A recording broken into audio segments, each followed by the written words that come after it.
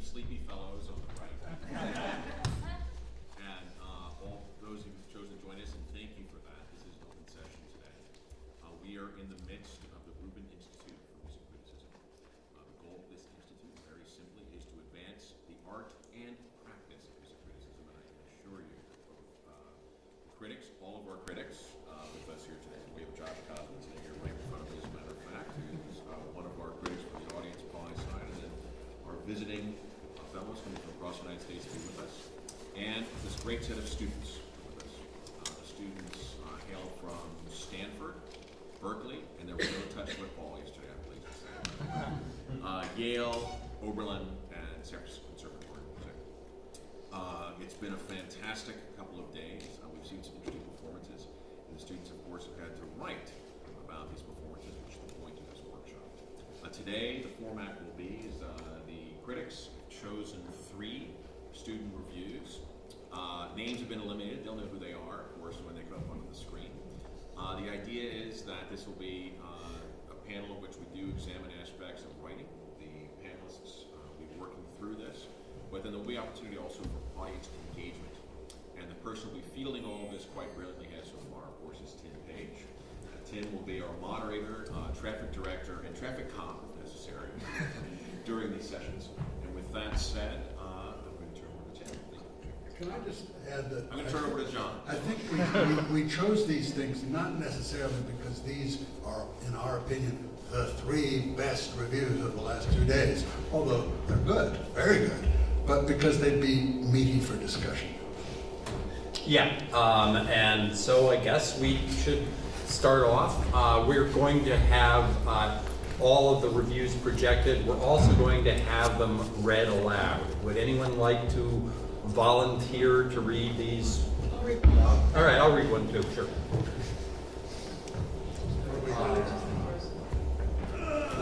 Philharmonia Baroque. I'll read it. All right. Okay. I happen to love Baroque music, but sometimes it scares the shit out of me. If improvisation in an idiom over 300 years old on instruments that appear to have arrived from Willy Wonka's outpost on Venus is not enough of a deterrent, having to answer to longtime greatest composer ever Johann Sebastian is a close second. Never fear, the Philharmonia Baroque Orchestra is here, and inclusion is the word of the day. Their concert last night at Calvary Presbyterian Church began with guest conductor Julian Wagner bounding up the stairs from the audience level to the stage, effectively breaking down those now commonplace barriers of space and time. Lights were kept on, as if to envelop audience and performers alike in a giant living room. From the first downbeat, Wagner radiated an infectious energy that never dwindled. His elimination of the baton allowed for a freedom of movement that abandoned prescribed patterns in favor of an unrestrained organicism of the moment. Often, quite effectively, he would drop his hands, raising them only to conduct the most consequential passages. Under his direction, each note was carefully attended to. The music was fresh, alive, and daring. Like many involved with the revival of historically informed performance, Wagner's agenda is advocacy, realized chiefly through fierce commitment and strong intentionality in his musicianship. Most of all, one recognizes an unceasing attempt to bring the music to the audience, rather than an expectation that they will come, an important step for music easily dismissed as antiquated and a lesson that remains unlearned by more than a few larger institutions. Wagner was joined by countertenor Andreas Scholl, who sang 3 arias by Handel and the complete Bach cantata Vernuch de Rue. Scholl certainly shared Wagner's physical enthusiasm, albeit less naturally, his repertoire consisting of a full body wind-up and 2 hand motions. He was at his best manipulating vocal quality for expressive means. Handel's Dove Se was close to perfection, where the word consolar, or comfort, transformed his voice into a perfectly blended instrument. In Bach, the sudden foray into chest voice, or treten, feet, was an enormously powerful dramatic gesture. The gruff roughness with which the ensemble tackled the 2 instrumental works, concertos by Telemann and Bach, conveyed that above all, this art of a bygone era is at its heart a human one. This is not your grandmother's Baroque music, but what the heck, she'll love it too. Thank you, Heidi. Any,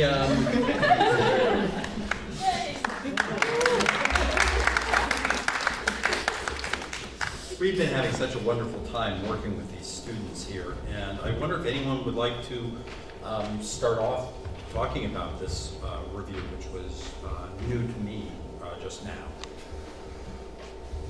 When you say anyone, do you mean at the table or in the audience? I think at the table for a start. Well, I mean, look, the first line is very arresting. You could never use shit in a regular newspaper. You could on a blog. And since we are in the internet age, I guess we can do it. But it's certainly, shall we say, a lively lead. Any other comments from here? How did you respond? How did you feel about the obscenity in the first line? Yeah. I felt it had been achieved with a goofy word like the Jesus, scared the Jesus out of me, especially since it fits with sort of the Willy Wonka aspects later on.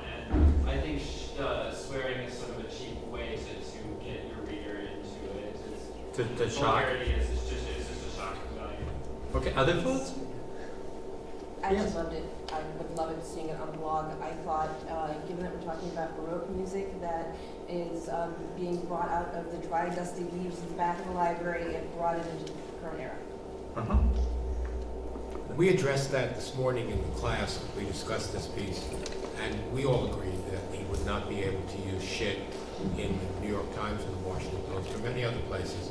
But we surely got what he was trying to do, and we were very admiring of the fact that this was a nice little miniaturist piece and not by any means a traditionally organized review.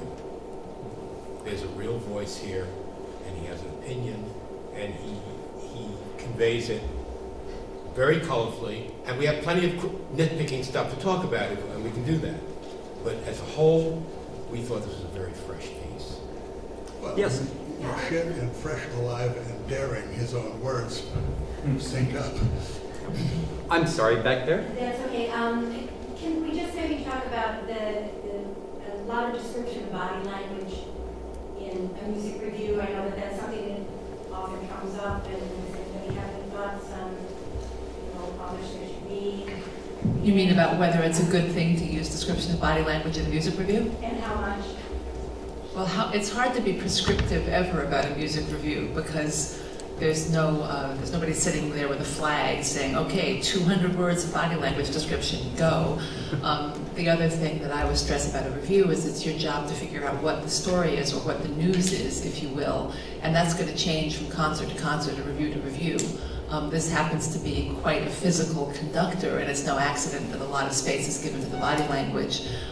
With Herbert Blomstedt, perhaps you would give less space to the body language.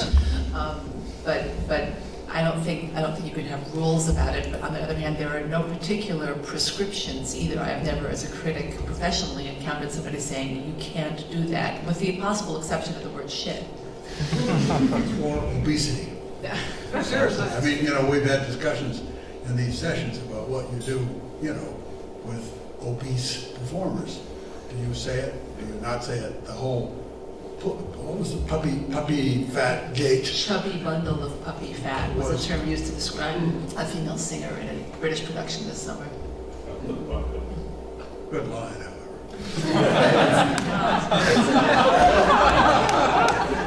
Not talking about it's appropriate, it's just its quality is praise. But it's just disgusting. No, it's cute. And in fact, as you pointed out in your column, this woman in question was not obese at all. She's just kind of zoftig. Which is what makes it even more awful, because it means that every woman with more than 5 extra pounds on her stands there thinking, is this how people think about me? Or as costumed by that costume designer. It was a horrible costume. It was a very bad costume. Wynn, what was your feeling about the physical? My feeling is that it was perfectly appropriate because that was such a part of the performance. But I've been reading some reviews elsewhere, and sometimes seems to be a focus on body language when you really can't figure out what you want to say about the music. One thing I've noticed, strangely enough, and I'm not talking so much about body language, but just the whole idea of the obscenity. I find that some people can use obscenity and it doesn't startle you, shock you, anything at all, and other people simply can't. I don't know how that works, but it is something I have noticed. And You have an example of one that works and doesn't shock? No, I'm saying some people can. And other people, if you're talking with them, you're very, very surprised if a four-letter word escapes. Beethoven certainly gets it. Yeah. Mozart. I remember at Tanglewood in 1974, they played these really early, filthy Mozart motets, and they had all the lyrics printed, and it was the only time I'd ever seen a fair amount of the audience walk out on Mozart. You know, the other issue that came up in our discussions, aside from the puppy fat and body gestures, was this question of Gil Shaham's constant smiling during the San Francisco Symphony's performance of the Mozart Turkish Concerto. I mean, he smiled in a kind of semi-goofy way a lot, and some people found it offensive and others found it kind of charming. I was in the charming camp. But the question then became, is that something you would mention or not mention, or what? Gil Shaham always smiles, or often smiles, Okay. and I often do mention, or I certainly often mention in reviews that he conveys a sense of happiness. Yeah, he seemed to be enjoying himself, and that came across in his performance. Yeah, I think it's probably it's worth mentioning, but I don't know that since it's something that he always does, making it into like a major part of what I would write about it, and I would not do that. You know, you talk, Wynn, about it being a way to avoid saying things about the music, and that's very true, especially when people are coming to classical music from the outside trying to write about it. But you can always tell in the prose when that's what's going on. There's a kind of alarm when the sentences about the music come, and it's a very easy thing to detect, and it hasn't happened. I mean, we're working with people who are trained musicians here, basically. I haven't seen a single review that had that problem. It's something that I've talked about a lot in other workshops I've done that is just not relevant to this crowd of very fine students. I believe you had your hand up first. Yeah, I just want to know, does to what degree Julian Bachner's physical movements elicited good quality out of the orchestra? That's the point. I mean, if you're just describing Leonard Bernstein jumping up and down on the podium, to me it's irrelevant. It's does him being him get the results or not? Yes. Can I answer a little bit, and also what somebody said right Sure. there? I think he does end up saying that, he says quite effectively he would drop his hands, and he does speak to the effectiveness of it, and I'm wondering if maybe the issue was the continuing talking about it when you were talking about Scholl, who seems to have actually a sort of standard physical appearance for a singer, not anything particularly noteworthy, but maybe that it was continuing to concede through the article, and that made it somehow stand out when it's been talked about before. Since Faulkner's physicality is actually quite noteworthy, and Scholl's is fairly standard. Yeah. I mean, it's very interesting what happens with conductors. I mean, I think most people would, say that both Leonard Bernstein and Pierre Boulez were great conductors, and one of them seemed to be caught in the middle of a unusually wrenching orgasm whenever he was on stage. And Boulez, conducted as though he were a bank teller making change. Yet, they really, really managed to put the music across. I think if someone has very unusual stage demeanor, Glenn Gould was famous for this. I haven't seen Nadia Salerno-Sonnenberg in a while, but when she was young, she had lots of things that she was doing while she was playing. I think then you probably should say something about it. I don't know whether you need to say it about everybody. Actually, I want to throw something out about that in this particular review, in the third paragraph, where the reviewer says, often quite effectively he would drop his hands, raising them only to conduct the most consequential passages. And then he goes on to say, under his direction, each note was carefully attended to, which seems to me like it's a contradiction. If he's only conducting the most consequential passages, how is he making each note of the piece be carefully attended to? And if those two statements are in fact true, then there needs to be some sort of, I would say, some sort of connective tissue between the two of them, perhaps talking about how the writer felt that that was done. It doesn't bother me. I can see, you know, I've seen conductors not use their hands, but sometimes their eyes or something like this, or looking at different places and getting it across. I mean, rehearsal plus aura plus eyes. Still, I think the implication on the page, yeah, I think it reads as a contradiction. Mm-hmm. You know, one thing that was interesting about this review and all these reviews is that we got a really wide range of approaches to this concert. For starters, some of the fellows were less familiar with early music performance practice than others. Some of them were really interested in the instrumental playing and Wagner's conducting, and others were obsessed with Scholl and barely mentioned Wagner in the playing. Since I like, I'm not a big fan of countertenor voices, so I was happy to see, even though this writer thinks Dovese was close to perfection and basically liked Scholl, he did not lead with Scholl, which is of interest to me, or at least it corresponded with my sense of priorities about the performance.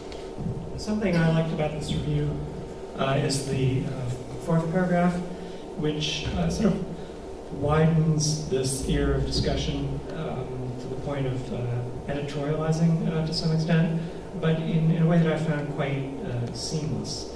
And he or she is able to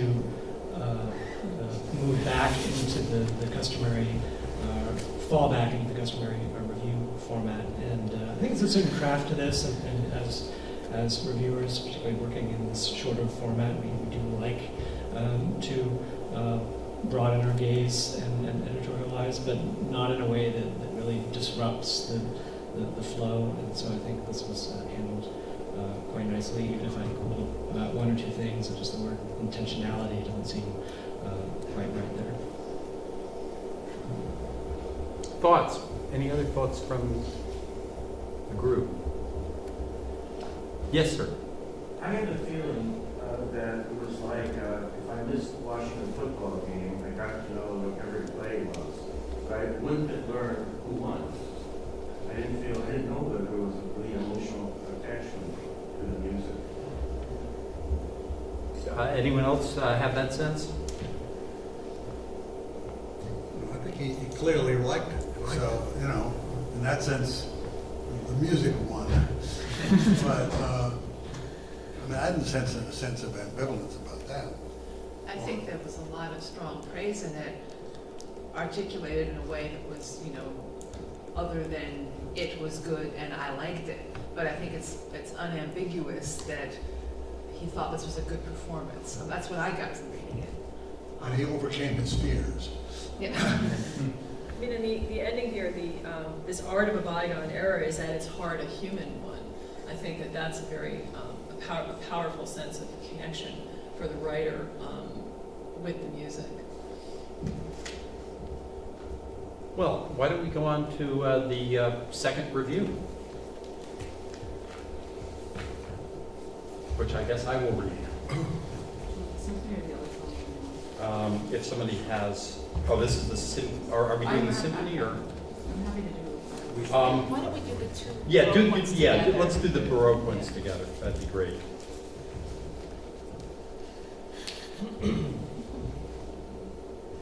Yeah, okay.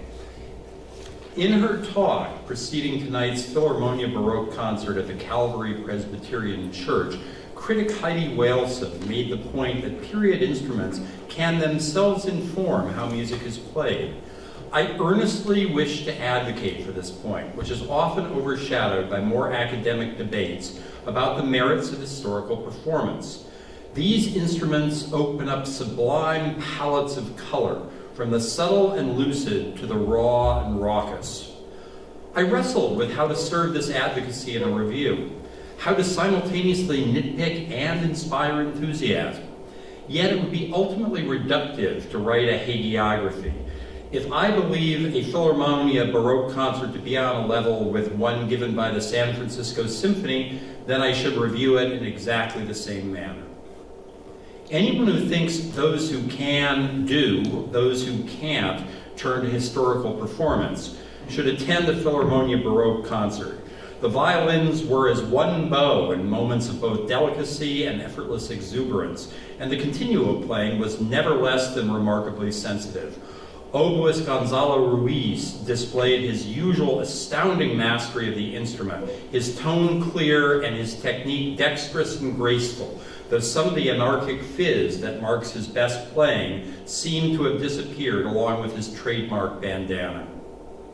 Horn player R.J. Kelly achieved notes on the hunting horn that many fail to on the modern horn, but perhaps even more impressive was the unintentional masterclass he gave in balancing the technical with the humorous and humbly conversational in his brief explanation of the mechanics of his instrument in an aside led by conductor Julian Wagner.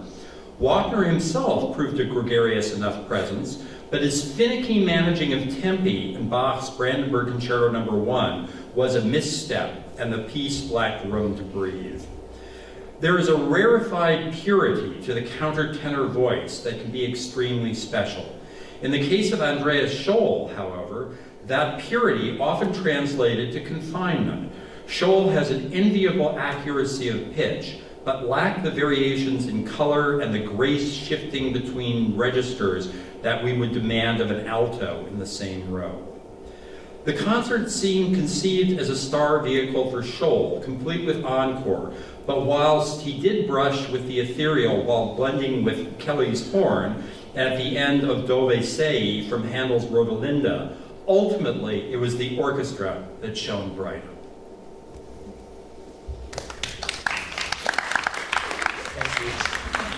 Thoughts?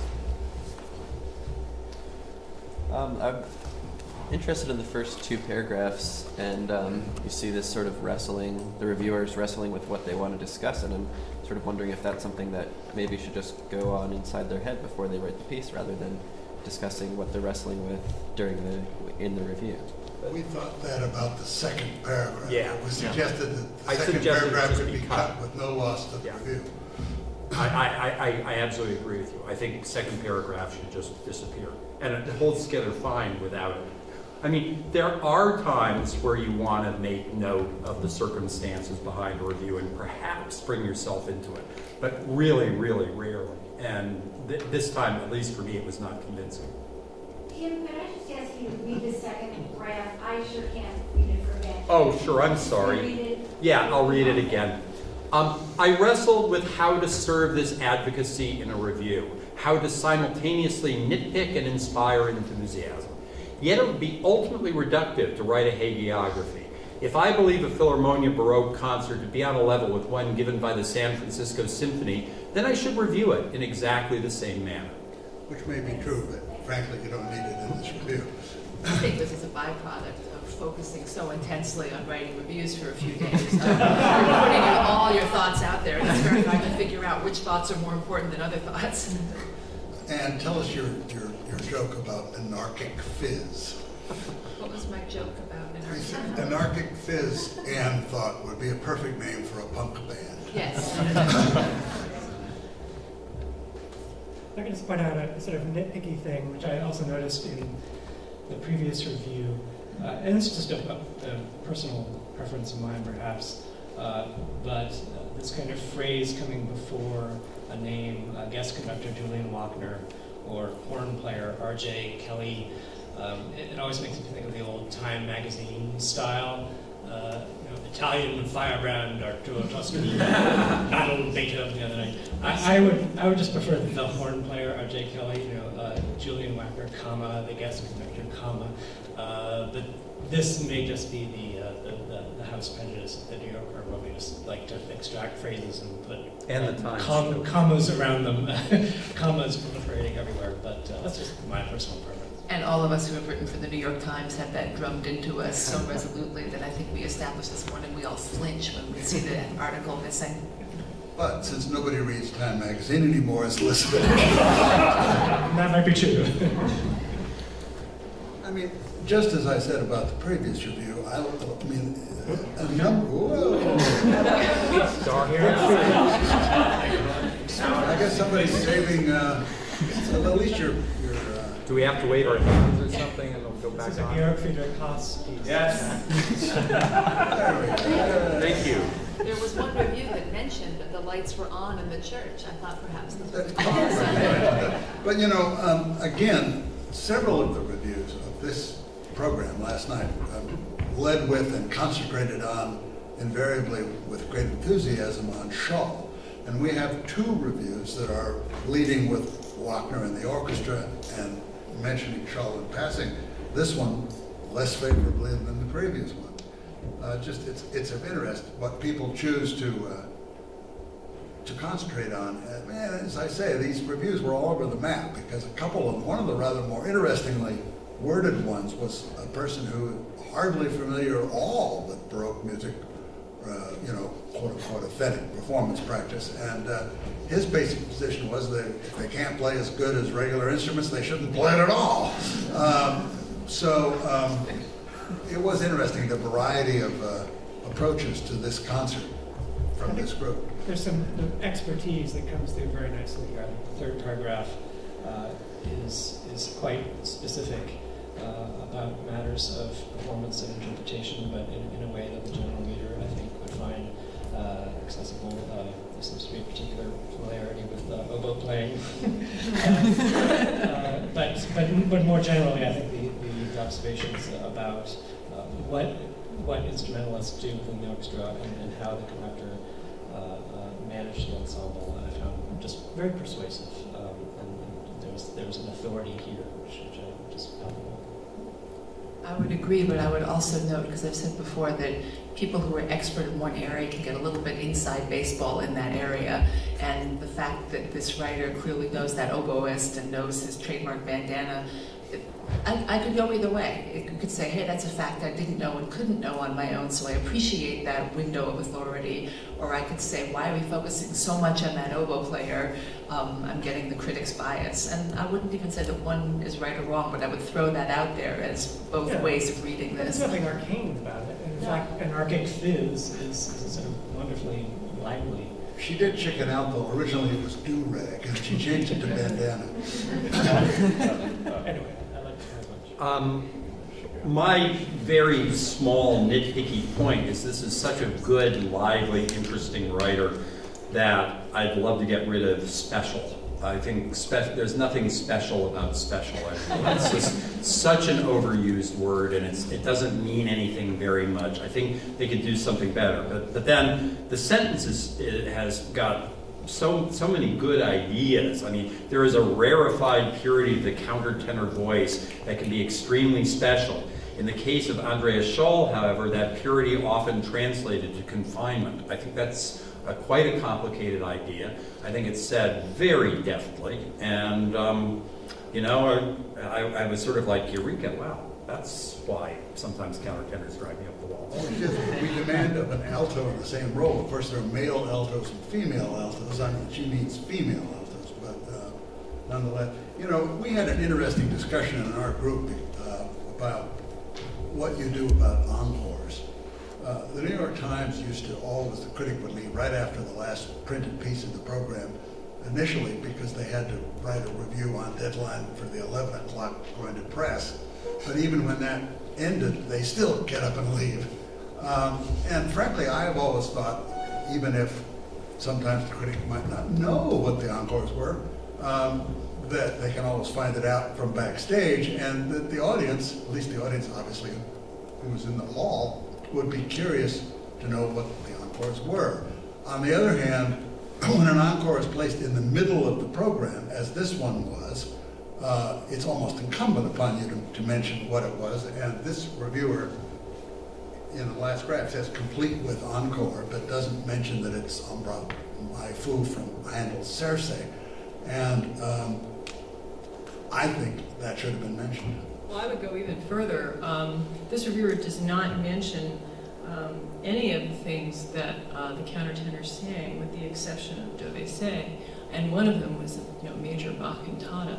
So with no titles and and ethereal and blending with Kelly's horn, I'm not sure which piece. If it was Matachito or you need a little more information about what happened in the concert. A few more names of pieces. While we did tell the fellows that they need to slavishly name every single piece and give equal time to each one, which would be particularly difficult in this concert since there was actually so much on the program. I think that in this case, relegating the vocal selections to this, little bit with with very little information, I think is a misstep. Heidi, I agree with you on that. But the thing that's going through my mind is, I think they were restricted to 400 words. And I felt that in this review, I found out more about what went on in the concert than in the previous review. Not the entire concert, but what this writer chose to talk about. I found out more about that item than I did in the previous review.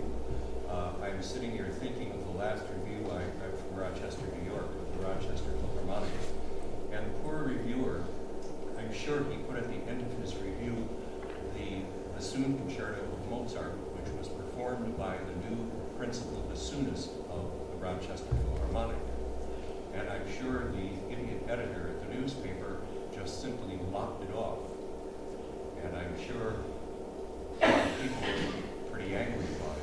But for somebody who had only 400 words and some very sleepy few hours to write it, I thought I found out quite a bit in this, quite a bit that really I found very satisfying in this particular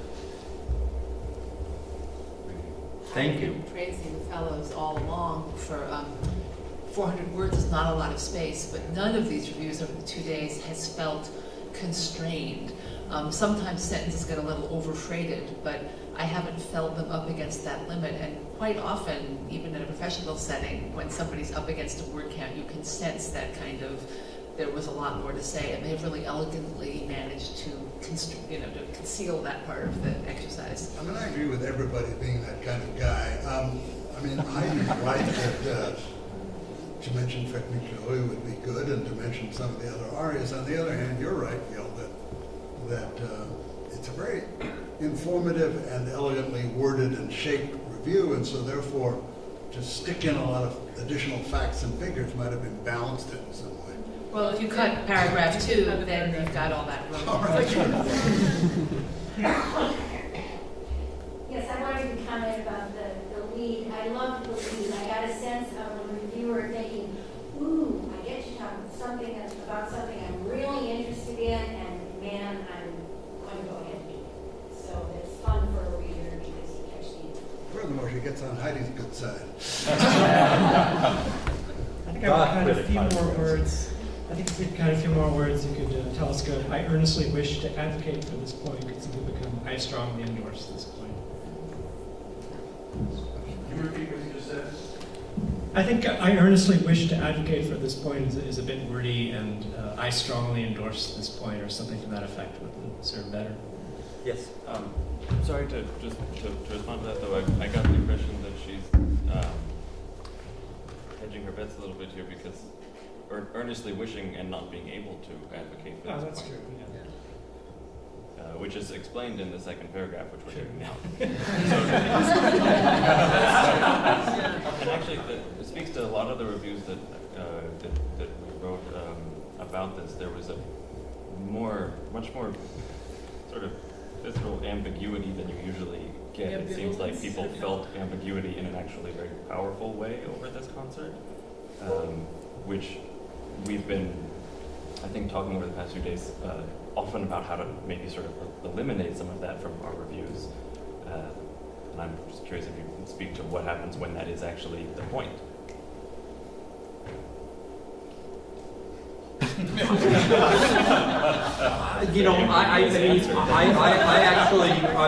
We actually discussed your review in the class this morning, and my own take is if there is some ambivalence, often the way of handling that is just to say it out front. You know, this created some ambivalence for me. I mean, you don't even need to use, you don't even need to use me or I or anything like that. But just, you know, if you have mixed, if you have mixed feelings on something, I mean, you might as well just say it. You know, it's like that old thing about what was that thing about how you could either present a picture of a horse, or you could present a picture of a horse and write a picture of a horse underneath.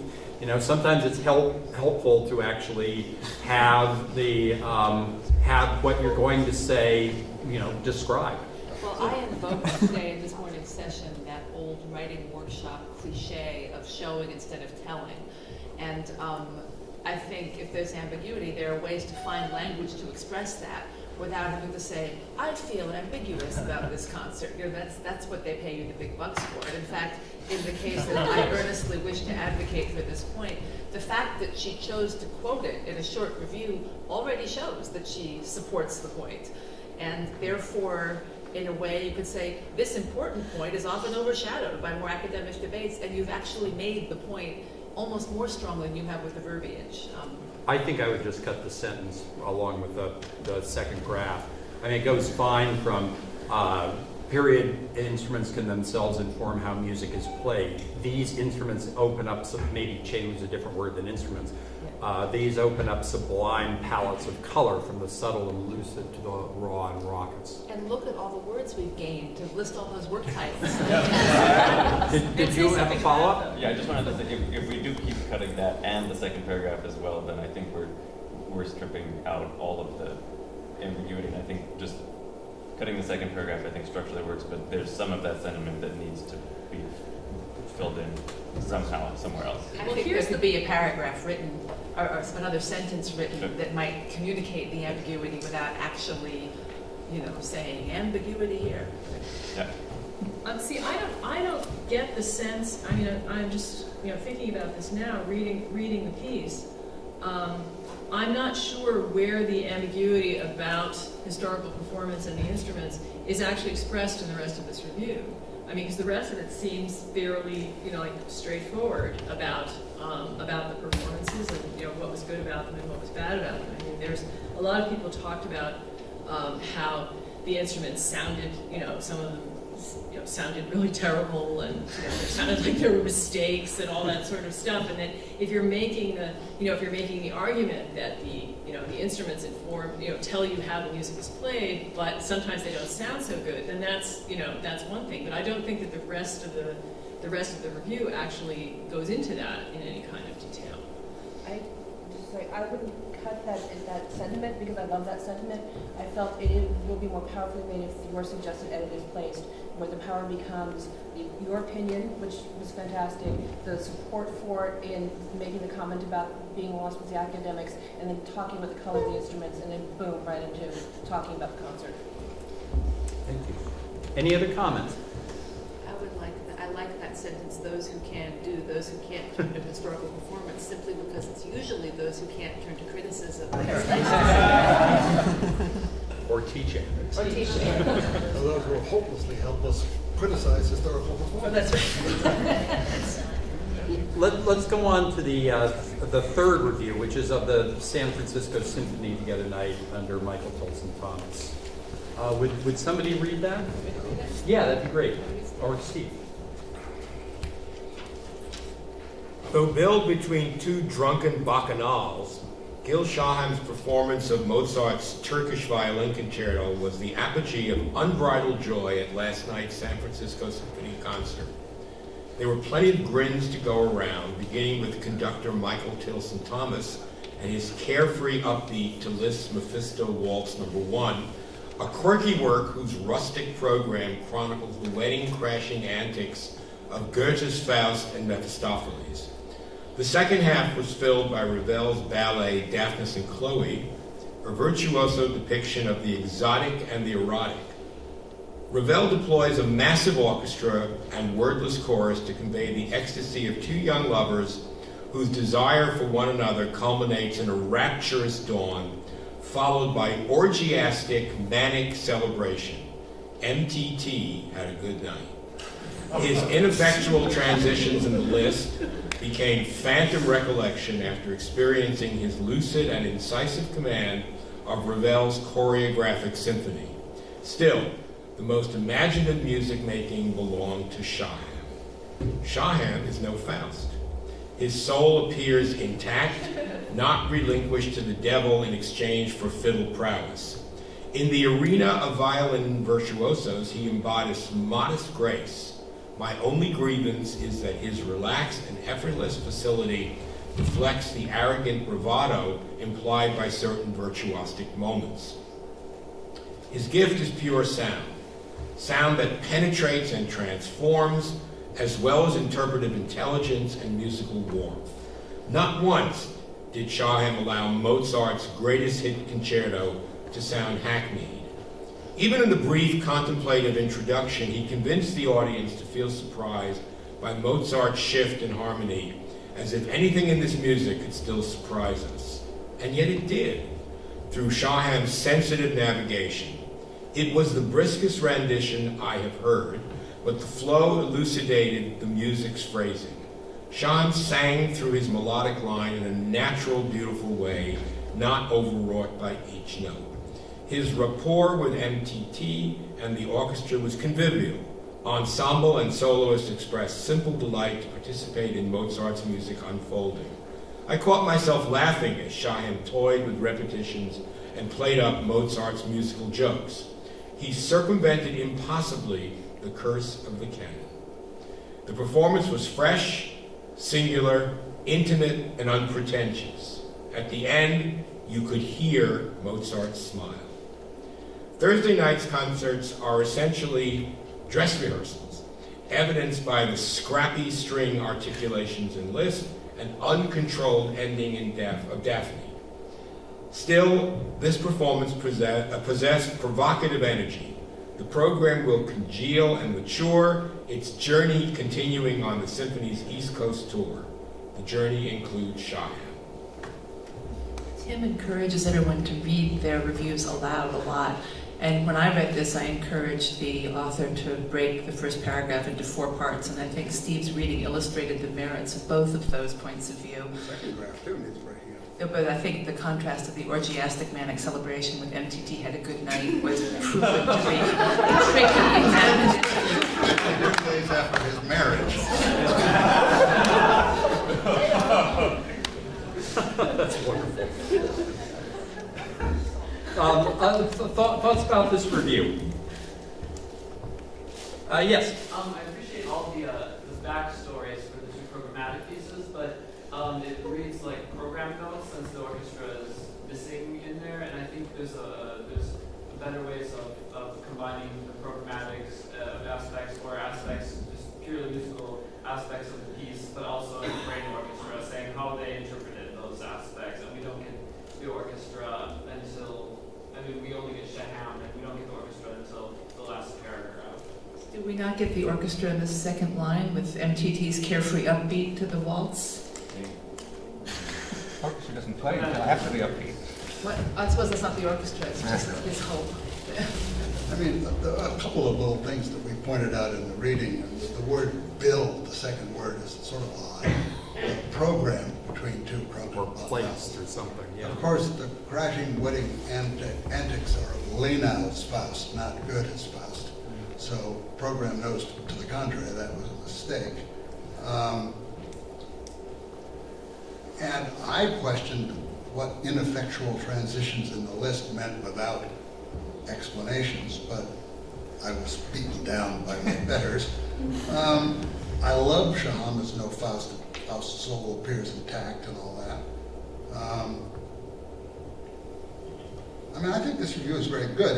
It's interesting that the performances of the Liszt and Daphnis, which I agree were not really great, were given such short shrift. But I liked the concentration on the Mozart, which I must say I thought was the best thing on the program as well.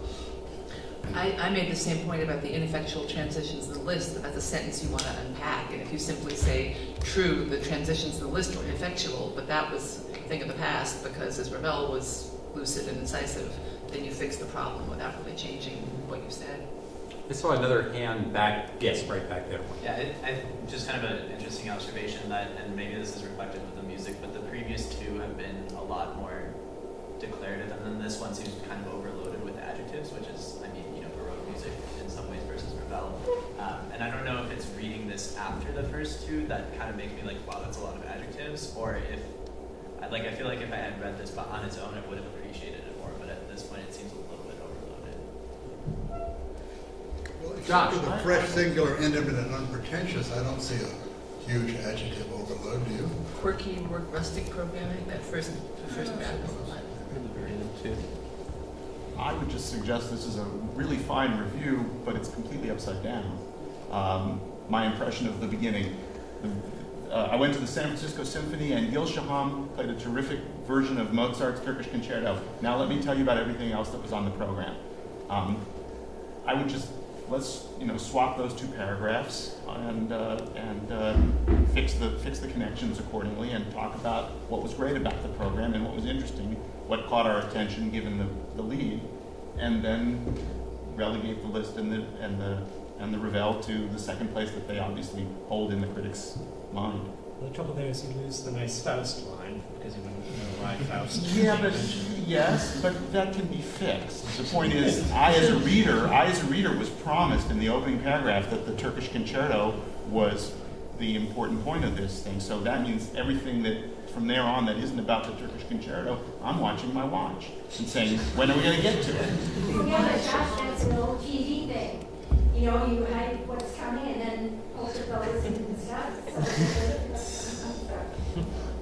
But the line Shaham is no Faust also was a divisive line, because I found it a little forced, but other people really liked it. So there's another, take of that what you will, but I wouldn't say that that's a sentence that has to be saved in order to make the review good. I mean, there's a lot of way of writing reviews of this concert, and your way was very convincing to me, because the Ravel was obviously the big ticket item on the program, and so therefore, and I agree completely with you that it wasn't very effective, the performance, or the piece for that matter. One should hear it as a suite, but without the ballet at least. But nonetheless, there's different ways of skinning the cat, and your way was very convincing, but I think hers works too. Well, I think his point is that the whole lead distracts from the first sentence. I'm taking it on her terms, which is, I'm saying, given the lead, not that there's any a priori way you have to do it, except that, the lead is an implicit promise. I hear you. I'm curious as to whether anybody, I'm sorry. Well, I just, maybe, just bringing together from different things that we're having in the conversation, presumably when breaking these three graphs into 5 or 6, there would be a little more reorganization, because I think the fact that they're in single big paragraphs allows the author to throw these really brilliant turns of phrase in a relatively random order, so that since it's a huge paragraph and has many elements that hang together because they're in the same paragraph, but they're not quite next to each other in a way that makes it totally flow. One thing that came up in yesterday's session was cursive canon, which was a little, we talked about it a lot of time. I think it's a great turn of phrase. Fits a little more with the earlier discussion in that paragraph about Mozart's potential to sound trite or whatever. So yeah, I think like a lot of the things we're talking about the author would be forced to address them when breaking up the 3 paragraphs into their appropriate ideas. I think curse of the canon is a great phrase, although the word impossibly is a little confusing to me in that sense. The point was that the line, not once did Shaham allow Mozart's greatest hits concerto to sound hackneyed, possibly belong together with the curse of the canon, because those are basically two very similar ideas that are separated by a lot of other ideas. I wonder if how everyone reacted to the idea of hearing Mozart smile. I mean, I've alternated between thinking it's just a little bit over the top Marcia Davenporty type thing, and thinking it's really quite lovely. And I'm just curious as to know what other people might think out there. Well, I found this one the most entertaining, where it didn't matter to me whether I'd gone to the concert or not, just to hear the way the language flowed, and I felt the delight of music was felt by the reviewer. So I found it entertaining on its own.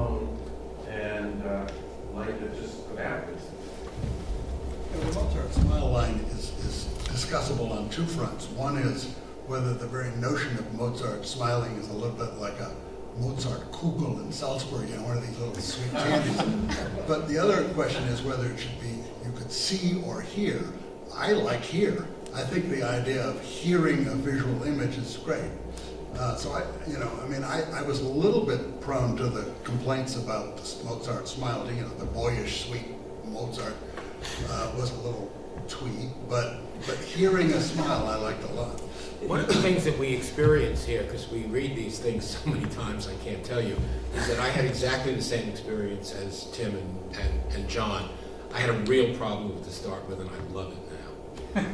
Yeah, and you know, you also find that in Dylan Thomas. What is that line? The closer I get to death, the louder the sun booms, which is just a wonderful line.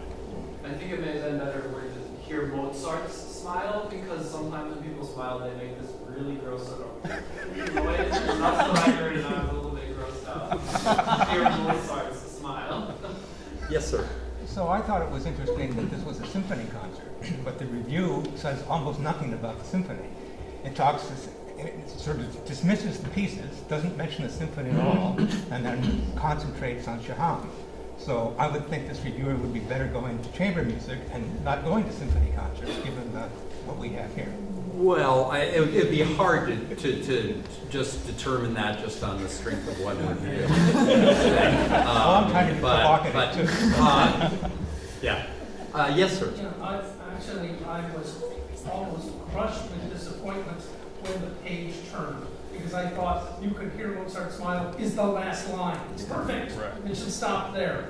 I thought it worked partly because you were talking earlier about Shaham's behavior on stage. This, the fact that he smiles a lot.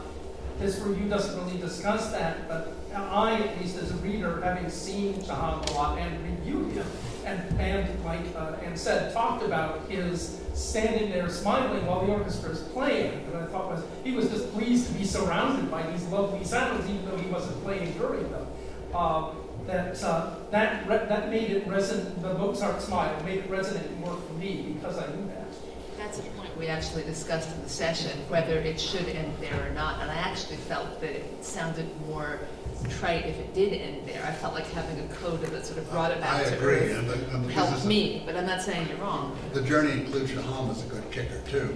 I mean, listen, about your complaint about the orchestra, I mean, we discussed whether it's fair to say that Thursday night concerts are essentially dress rehearsals. I think that's probably often true, but she does say scrappy string articulations and list an uncontrolled ending of Daphnis, which is a comment on the orchestra's playing. So it's a fairly serious charge, though, too, in some ways, or it could be. I mean, I could see some lawyer up at the San Francisco Symphony saying, what do they mean? We're charging people this money for this, and how dare they say this? I mean, that's the sort of calls you get from lawyers. Insist on its deletion from Google. I mean, I don't know.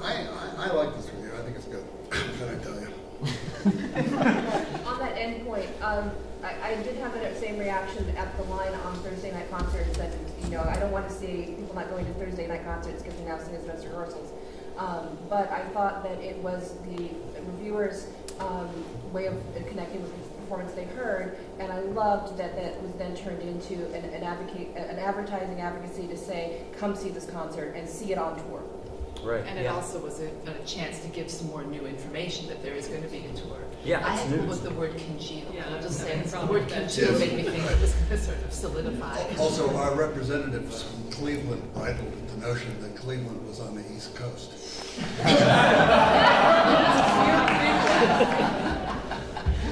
The North Coast, they call it there.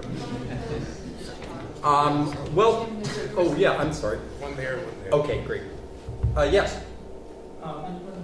I'll tell you the thing about the dress rehearsal business. I once previewed a concert which the start was delayed for half an hour because people were fiddling with the projector that was going to give the lyrics on the screen, and they eventually had to give up. and I mentioned that they really should have tested it out just before they let the audience in. And I got a comment in response saying, well, this was the first performance, so it's really a dress rehearsal. And I said, in that case, they shouldn't be selling tickets. Except they do for Broadway previous. True. Or they should identify it as such. Yeah. One thing that too came up a little bit in yesterday's class, and I think we're almost talking around it right now, is you combine some of those last lines about the journey and the potential feeling, and even the, I know Stephen's reading, MTT had a good night, came out sounding a little funny, but the idea. You don't think I did that purposely? No, but just the idea that it's like an ongoing discovery, or that each night could be different. Maybe it comes out sounding a little different than the other reviews, which treat like MTT's take on Baptist Employer, whatever, as the be-all, end-all, and you hear it in these recordings from 1990 or 10 more years. It was a cool, we sort of compared it almost to sports journalism in that, like, this was a particular night and tomorrow could be different, and check it out on the East Coast or whatever. May I complain a little bit about MTT? It sounds like a gasoline company or something. His name is Michael Thomas. He uses his middle. It was Tomaszewski. He calls him, Tilson is his middle name, and I think we ought to call him Thomas or Mr. Thomas, or the English call him Mr. Tilson Thomas. But I see a lot of these actually had MTT in it. And for me, I just don't like it. It smacks of brand name. That's sort of like saying, the New York Times saying it should be Mr. Long, the pianist, though. I mean, in a sense, people do have the right to name themselves. And, Prince was not born Prince, and Eminem was not born Eminem. And that's branding, too. Well, true enough, but is this his, he doesn't call himself MTT, does he? Yeah, he sure does. He does? Yeah. Okay, I didn't know that. We could call him Mr. T. Zoe? I think it's on the San Francisco Symphony Orchestra website, like his bio is like about MTT. Yeah, it'll often advertise. Okay, I take it back. It's also very unclear for his last name. It's also Thomas or Thomas, and I really didn't want to get scrutinized for which one it was. And say for the British thing where you have the two last names that are connected. Yeah. So. The real point is you want the reader to know what you're talking about. That it's not really, maybe a lot of people in San Francisco know who MTT is, but when you get east of 510, it's like, who's that? They know it in Miami. Yes, ma'am. I think you're from New York and you think it's a subway. Well, that would be more Boston-like, I think. I'd like to ask a question about endings, since we're sort of talking about these two various endings. Do you, as critics, write the ending at the end, or earlier?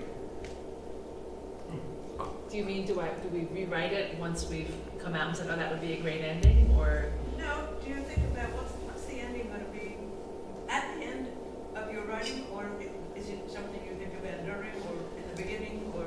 If I hit on a great ending while I'm writing, I stick it down there, but that doesn't always happen. Although I think that all of us, we want to have a strong first sentence and a strong last sentence wherever it appears chronologically. That might involve sitting down at the end and thinking, how can I end this piece? Or it might come to you in conjunction with your lead.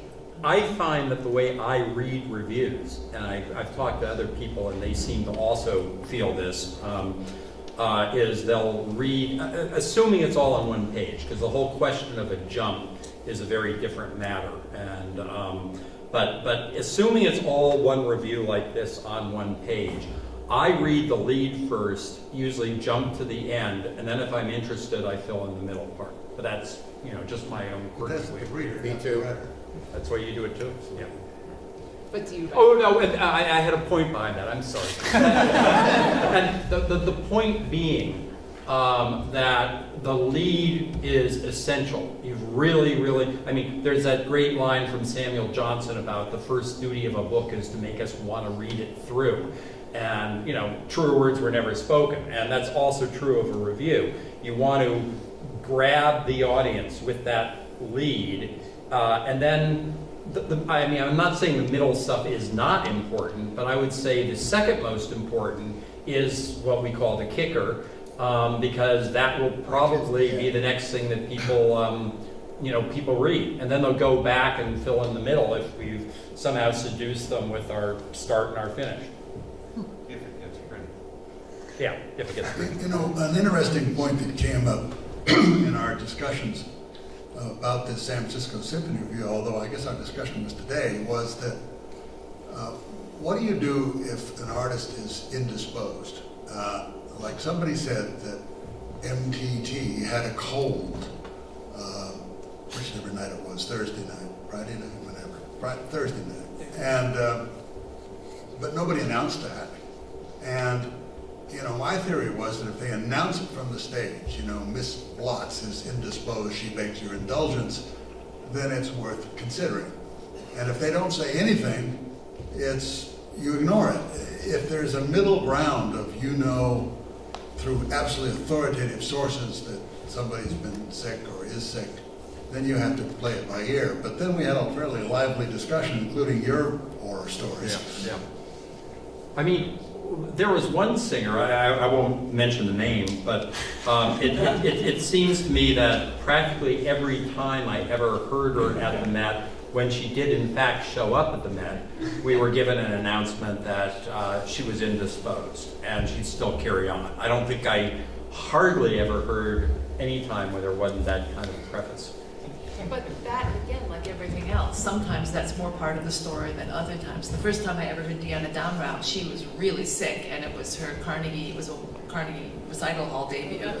And it was an amazing concert. She really soldiered through, and you could hear that she wasn't lying. Sometimes performers don't feel so great, and they make the announcement, and they feel better, and they go out and sing amazingly. But she was really sick, and she gave a really great concert, and the cold was a fascinating part of a really compelling story. But the incredible thing about that concert was that she changed the program. She said, well, there's this one, I forget, it was a Strauss song, I don't remember what it was, but she said, I really can't sing this. I wish I could. It was, on the program.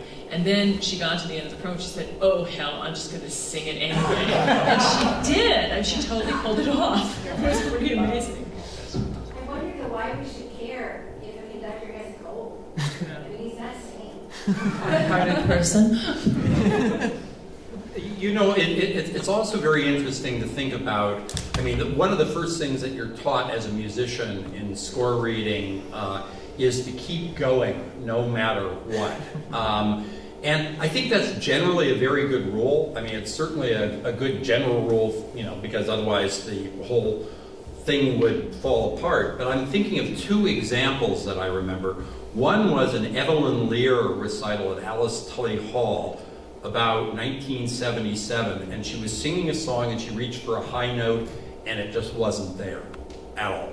And what she did then was, rather than continue the song, she smacked her hand on the piano and said, we're going to do this over, and sang the whole song through, quite brilliantly, hit the note perfectly, finished the song, and of course everybody applauded, and when the applause was over, she said, I was just as surprised as you were. And the one time I can think of where there should have been an absolute immediate halt on a performance was, of all things, the Berlin Philharmonic, under the direction of Abbado, doing Mahler 5 on Carnegie Hall's opening night. Really big deal in New York.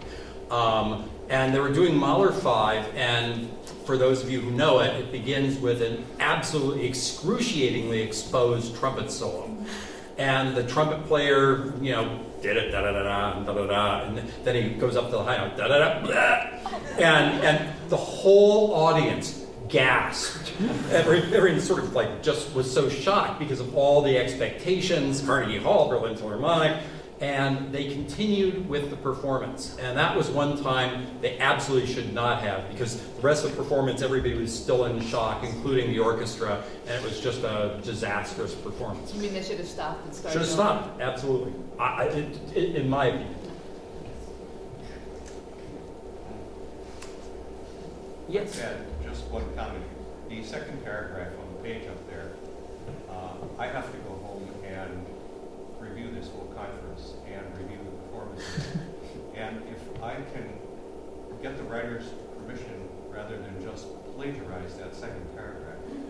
She says I'm sitting here looking at it, and I'm saying to myself, God, I wish I could write that well.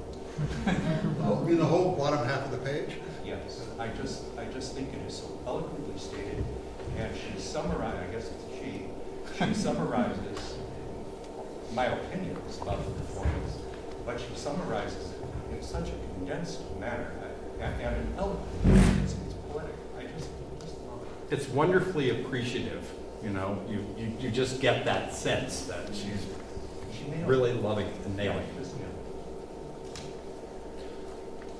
Yes, Zoe.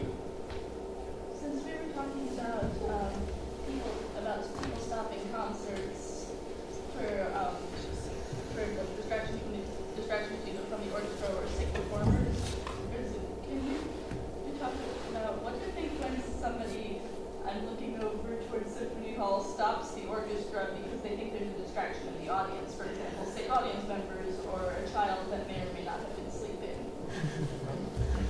Or a cell phone. Or a cell phone, yeah, there was a cell phone incident a few years ago, but that wasn't. Anyone want to take that? I told the story the other day of a conductor who walked off stage at this New York Philharmonic evening because a cell phone went off in a really quiet passage of a Bruckner, but the phone was on the stage, which is why he was so angry. Should we tell the story about the nameless person who changed his ring to a cough so that when it goes off?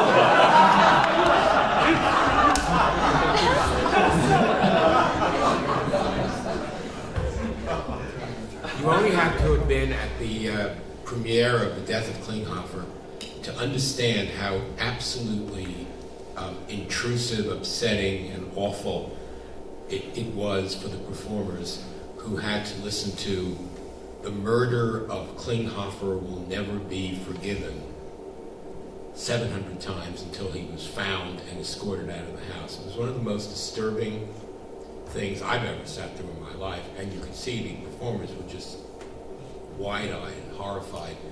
And I got to tell you, it made you think that there's a certain amount of respect that you really have to pay these performers.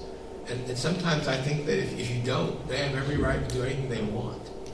It's just disrespectful to do this, to be so disruptive and intrusive. It's funny because I was braced for way more protest in Klinghoffer. But that was than still we pretty got. scary. It didn't strike me that way. It struck me as a sort of lone, querulous voice, and I thought also that he was nervous because he came prepared to yell that clearly, and he wasn't sure where to yell it because the work was not proving as anti-Semitic as he thought. But then again, I went to a lot of opera in Germany where there would often be fairly raucous booing and yelling and throwing of things and police carrying people out. Yeah, but that's a response to the performance. We're talking about an interruption of a cell phone or something like that. It's quite different. Yeah. How is it?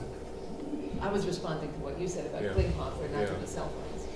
I mean, any disruption is disrupting, and if it's directed at the work or the performers, in this case it was clearly directed at the work, not at the performers. But I can understand why they were upset, but they stopped the performance, right? I mean, Yeah, well, they had to.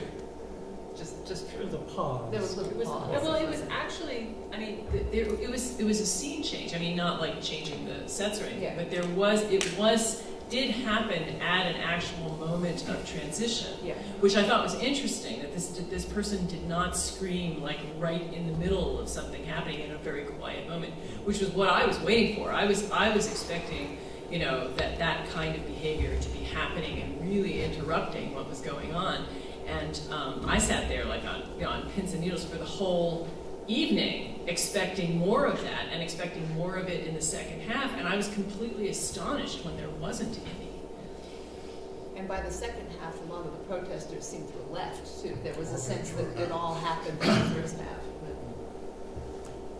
Apparently there was some kind of demonstration at Powell Symphony Hall in St. Louis after the Ferguson incident. Oh, But right. apparently that was done very tastefully right before the event went on, and so it was not the same sort of disturbance. Well, why don't we open it up to general questions now at this point? We're happy to talk about pretty much anything you'd like to talk about. And, I'd be curious to hear what's on your mind. Some of you have already, I think this would be kind of fun. Maybe some of you have been reviewed, since I know we have some performers and artists in the audience, and it'd be interesting to hear perhaps a little bit from those artists about how they deal with criticism, what they feel about it, whether their critiques have been fair, what they look for in a critic. Yeah. Well, here's a question as one of those people. When we read the reviews that are written of us, I think most people sort of, at least at my stage of career, instantly just home in on anything quotable. Right. Yeah. So, how aware are you of that? Because oftentimes, and also, I read reviews of my friends as well and colleagues, and I look for them, for their sake, and it's a very exciting thing to get.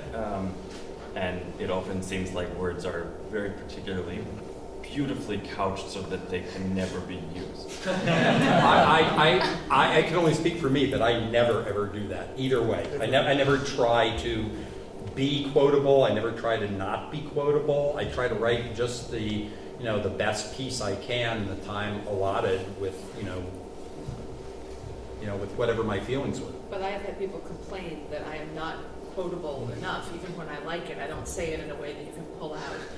Last night's program included a couple of quotes from me that were taken considerably out of context from two different reviews of two concerts that took place a couple of years apart. They were put together as if they were implicitly for a program. In the program, the Philharmonic Rockwell concert. Very good at it. I like everybody else here, and I've never tried or not tried to be quoted. You've got to think sometimes that some of these film critics work together. For example, not to name names, Peter Travers of Rolling Stone is always quoted saying, "Greatest film ever" by Peter Travers. Well, he likes everything too. The other thing is that film is a commercial proposition. Which of course music we all know is not particularly so. I don't know if some of these people are getting little handoffs in order to do this, or it's just part of it. No, it's just in their DNA. That they like to see their byline in the ads. I ran up against it because I reviewed Lang Long's Carnegie Hall debut for the New York Times. And I really liked it. It was the first time I encountered Lang, and he was sort of dazzling. And I wrote, Lang is stunning. But then the review was extensively quoted because it was the last time the New York Times wrote a kind of really positive review about Lang. And there was somehow the adjectives got bowdlerized over time. And at one point, the classical music editor went through the archive to find the source of the quote and discovered it had been not accurately reproduced. I did say Lang is stunning, but whatever had been reproduced was not what we wrote, and got after them. And there was a period after that, just quite recently, within the last few years, where I had publicists, I twice had to sign pieces of paper saying that it was okay that they used this quote. So at least briefly, the New York Times put the fear of God into everybody about making sure they accurately represented what we said. Two quick funny stories. One about a game among music critics back in the 40s. Probably some of you have heard of Florence Foster Jenkins. You'll know who she is soon if you don't know who she is now, because apparently Meryl Streep is going to play her in a film, which is going to be... another film she's playing Callus. How interesting. Maybe they'll combine the two of them. But in any event, I remember there were all these bizarre quotes that newspaper people would write just to be rather obscure. And the one I remember specifically was, her singing at its best calls to mind the swift descent of some great bird. Which which doesn't mean very much of anything. And then a Times story. David Merrick did a number of really nasty things. He was a Broadway producer for many, many, many years. And he did a number of things to sort of get back at critics. And one of the things he did was he had some terrible play that he'd opened and everybody had disliked it. And so he went around and found people with the exact same names as all the critics. And it ran, I think, one edition of the New York Times, Frank Rich, and it was Frank Rich from, Tuscaloosa or something, and saying something like, "This is great." And another time, and this was a Frank Rich story. I think the earlier one was back in the 60s. But there was another time when Frank made some comment like, this is one of these really corny, awful musicals like 110 in the Shade or Mary Mary. And so what Merrick did, he said, Frank Rich compares this to this. And then he lists how many performances that these long forgotten events were. The worst thing that ever happened to a friend of mine was he wrote something along the lines like, I left before it was over and I was glad I went when I did. And somebody wrote, I was glad I went.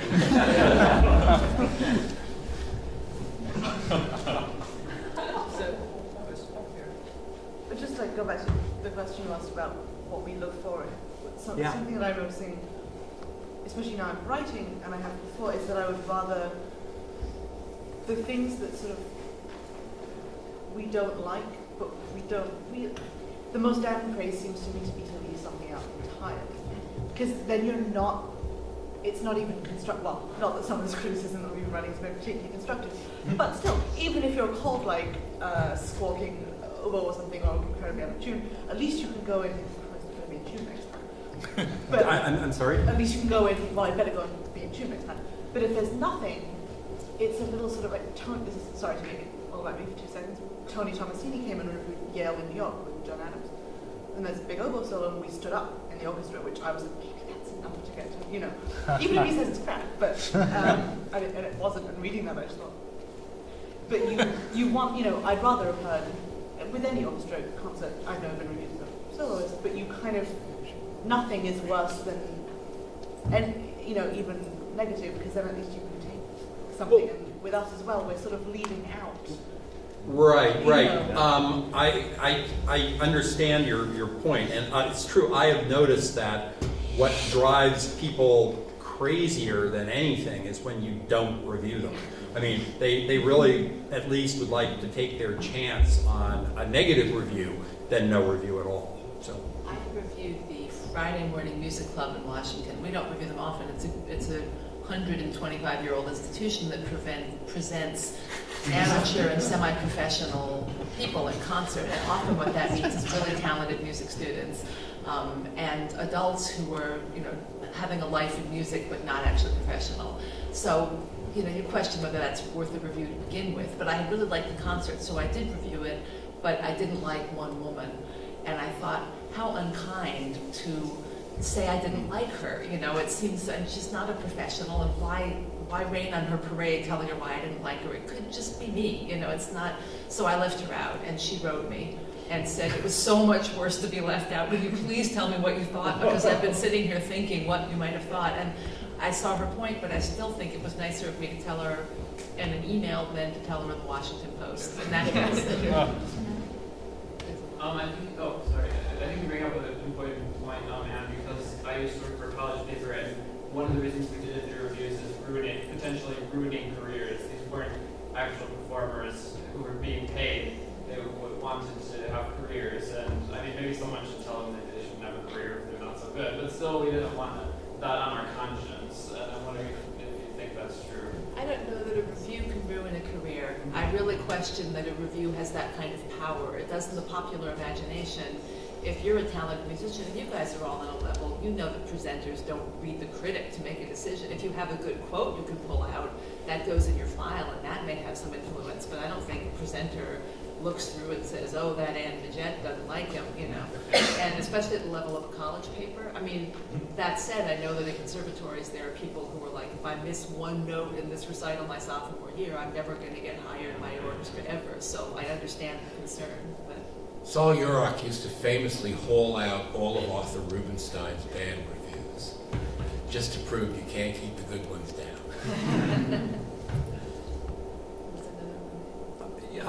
Yes, Aaron. So I guess going off of this, young performers, I was wondering if it's somebody's debut performance in a big hall, maybe they're a debut soloist, does that, are you a little more forgiving or less, or does that factor into your critique? Depends on the hype. It depends on what they come with and who they're supposed to be, and if it's a debut of somebody that everybody says is the next big thing. I twice in my memory not reviewed debuts that I was going to write a bad review of, where I just didn't think there was any need for me to be unkind. And in one case, it was somebody who was talked about as having a big career, and I'm not going to say who it was. And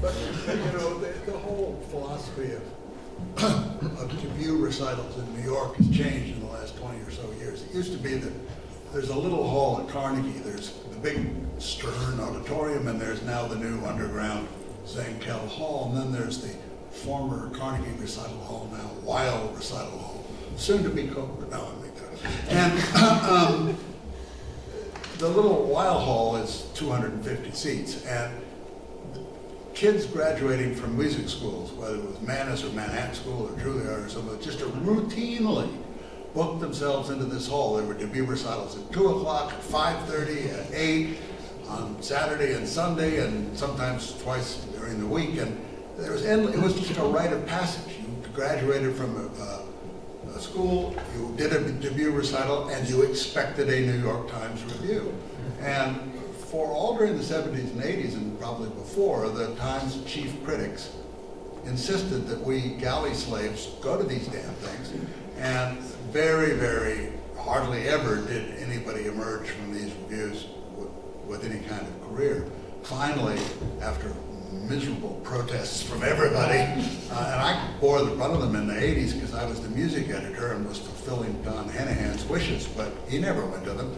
But the point is that the Times has stopped doing that, and as a result, the debut recitals have withered away. I feel it's time for the ritual telling of the Peter G. Davis Oh yeah, story. tell that story. So Peter G. Davis, very hugely knowledgeable critic who wrote for New York Magazine for many years. Before that was the sort of workhorse critic at the Times, and so he would go to these a whole day of debut recitals. 2 in the afternoon, one in the evening, and on one occasion, an extremely nervous young woman walked out on stage, and the first piece in her program, I believe, was the Waldstein Sonata, and she sat down and raised her hands for the rapidly repeating opening chords and threw up all over the keyboard. Peter did not write a review. Peter and I once had a discussion. He'd been there longer than I, and he said that I'm making up these numbers a little bit, but he said he'd been to 2,000 debut recitals and not once had anybody of talent emerge who didn't come in already with credentials or European reviews or whatever, but it really became a tired ritual. But the throwing up part I'd never heard before. Yeah. I did. The weirdest debut I ever heard was by some very, very wobbly soprano who apparently wasn't selling tickets. Anyway, it was right at the same time that the Soviet Union shot down that Korean airline plane in September of 1983. And so at the last minute, she decided to dedicate this this concert to the victims of that event. And so she bussed in a group of Korean nuns from Queens who stood behind her and wept as she warbled the Bach Gounod Ave Maria. No, I did not review it. You covered it. I did, yeah. It was incredible. To inject one further note about that question, it's not just the debut recital. The question comes up a lot about reviewing student opera performances. A lot of music schools put on opera performances to get a review. There's an expectation that you'll review, but then if you give it a tough review, then you were the Grinch, and how can you hurt these students? And I mean, it's true that you want to make clear in a review always what level of person you are writing about, and that's one of the arts of reviewing that we haven't actually discussed as a way to communicate to the reader what level this performance is on without saying, this was a second tier recital, it was pretty good. But never is that more important than when you're writing about students, when it is people who are maturing and people who you don't want to crush. And I used not to be careful enough, certainly. Juilliard used to pick ridiculously ambitious repertoire, and I remember one review where I didn't make it clear enough that I was trying to criticize the people who had chosen the repertoire and coached it rather than the singers, and the singers ended up feeling How very about exposed. Indiana? They used to do Parsifal every year. I don't know what they still do. I had a small follow-up comment on that, which is that I've started tweeting reviews and have gone to a student performance where that has been very much in my mind, that if I tweet it, it's going to be can be seen forever, and being careful about how that encouragement gets across as well. Yeah. I should mention also very quickly, leaving entirely aside the human element, how you feel about saying something. A critic speaks. About how you feel about saying something negative about another human being, which for me bothered me more and more. It's one of the reasons I finally decided I just simply didn't want to write about music very much anymore. I love to teach it and talk about it, but I realized at one point that if you do leave out the human element, bad reviews are the easiest to write. I mean, we seem to have a capacity for invective that is much, much larger than our capacity for saying something was beautiful or wonderful. But you can then find all these horrible pans of great works, which Nicholas Slaninsky collected in the Lexicon of Musical Invective. But the ones that are really, really tough to write. So I would say bad are just as a writing assignment. Those are the toughest, followed by a very, very positive review. That's pretty tough too. The really tough ones, though, if you are a critic, if say I were managing a paper and I wanted to send somebody to a Vivaldi concerto or Vivaldi trio sonata performance in the basement of a church, if you are a critic and you can write me 500 words, 500 interesting words about that concert, then I'll know you're a real pro. Because, it's obviously not going to change your life. You're not going to leave there just saying that was the most fantastic thing I ever heard. On the other hand, it's a local event and the people in the neighborhood come and people are probably paid almost enough. There's no reason to crush it. So you don't want to, be, horrible about it, but you also, you have to, you want to write something interesting. And if you can go to a Vivaldi concert at the local church and write 500 interesting words, that's when I know you're a real critic. Yeah, but if you assign me to go to cover that concert, I'll know you're not a real editor. I was assigned to those. Yeah. I have some friends who do not like classical music, and they have another entirely separate group of friends who are fans of classical music.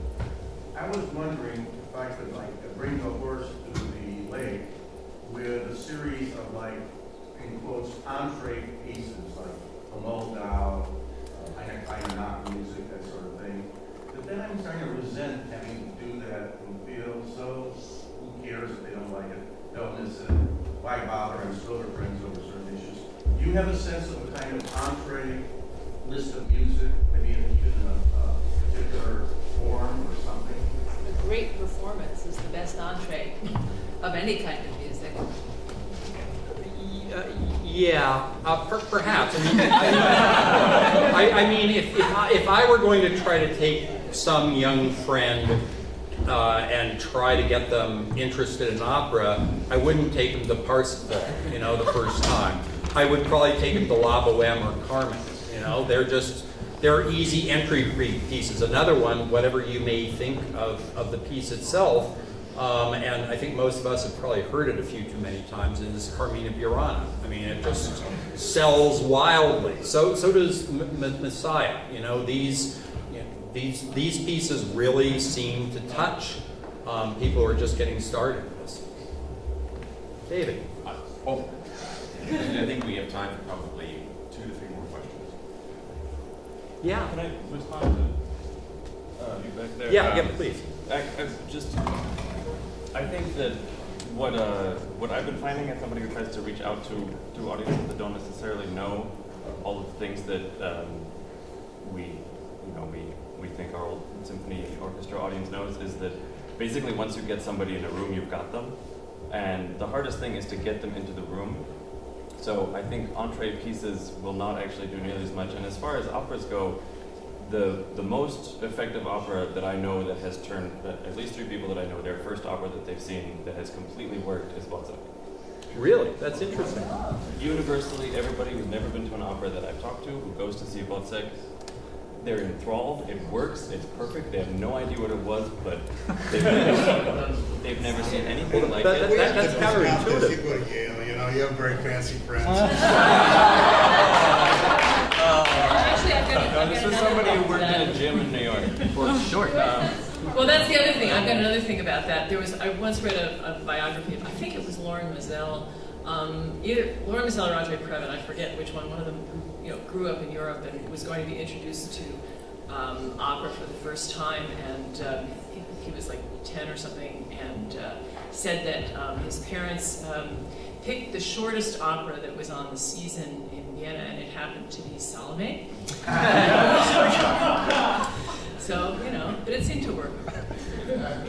It's true that in Germany, back in the golden age of bourgeois culture, the opera that every German family first took their children to was Lohengrin. That was the opera that, was for Thomas Mann's first opera, for example, and so on. Before Hansel and Gretel? Yeah, and probably before Die Zauberflöte, too. Yeah. Yes, back there. I have kind of a broader question. So throughout, we've been kind of talking about how all of these events that we're attending don't have music that's, younger than 100 or a century or so. And oftentimes I've noticed that institutions like lesser, should I say, institutions put on programs that are more varied or have weirder repertoire, and institutions like the San Francisco Symphony always kind of feels the need to program pieces that are very, that bring in a larger audience and that appeal to the canonical kind of view of repertoire. So to what degree is it okay for critics such as yourselves to review a concert at a lesser institution, and what makes an event worth reviewing? An event that's not I can certainly answer that. I'm very interested in new work, and I go looking for things like that. So there's small opera companies like Urban Arias in suburban Washington. I think they're suburbs, right? Or Beth Morrison projects or things like that. I mean, because critics, one of the things about us is that we get a little tired of canonical works too. So looking for things that are new and different are exciting for us. So wherever we can find them, we are pleased to go and cover them. Whether new or unusual too. When I taught at Juilliard, I told my students, a lot of whom were planning to make that famous New York debut, I said, all things being equal, an all Beethoven program versus mostly Beethoven program with a world premiere. That we'd probably go to the Beethoven concert with the world premiere.